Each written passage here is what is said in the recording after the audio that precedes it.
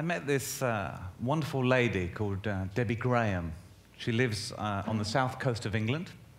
When she was 23, she dived into a swimming pool, missed the bottom of the pool, and hit her head on the other side, breaking her neck. She floated to the surface face down. If it hadn't been for her friends who rolled her over, she would have drowned. She broke her neck at C5 up here in your cervical spine, making her quadriplegic, so losing the use of all 4 limbs. You've got 7 cervical vertebrae, 12 thoracic, and 5 lumbar, where most of you get a bit of a bad back, I'm sure. Of course, depending where you break your spine depends on the level of impairment. Low down, it'll be the legs that you'll lose, and higher up, more and more function is lost. The most famous quadriplegic you probably know or heard of was Christopher Reeve, Superman, because he fell off his horse and broke his neck at C2. That's so high up that he needed assisted breathing. It was said that when they found him, even though the skin wasn't broken, they actually had to reattach his head to his spine. Debbie will be in a wheelchair for the rest of her life.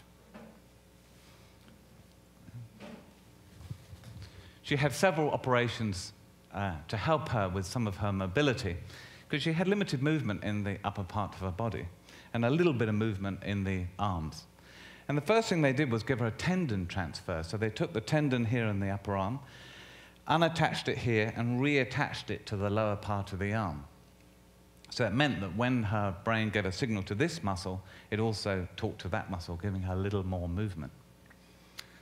She's not robotic, but she is kind of bionic, because she has a whole series of electrodes implanted under the skin of her arm and hand. Right, what they did is implanted some electrodes, I think it's 8 electrodes, on different muscles in my arm and in my hand. You can see there's one there.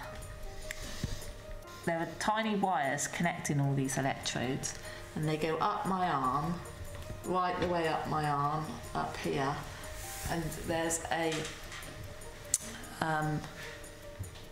receiver just under my skin here.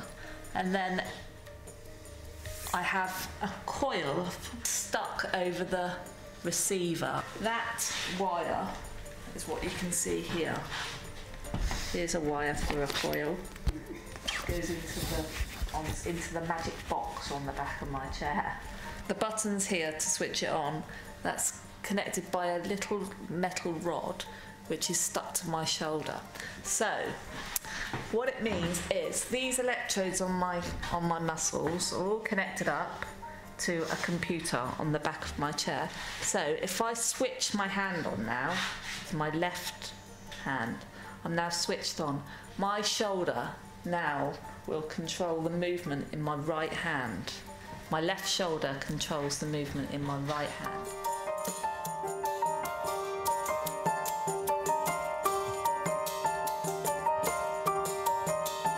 So by moving my left shoulder back, I'm opening up my right hand, and by moving my shoulder forward slightly, I'm closing my right hand.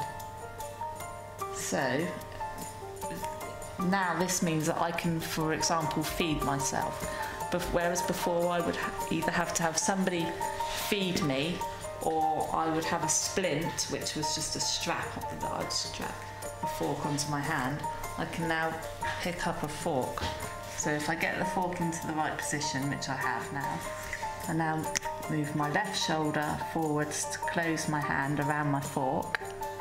And now I lock my shoulder by flicking my shoulder like that. As if I haven't locked it. I'm now locked. So I can now just push my finger in a bit. So I can now eat, hold a fork and eat. This is very easy.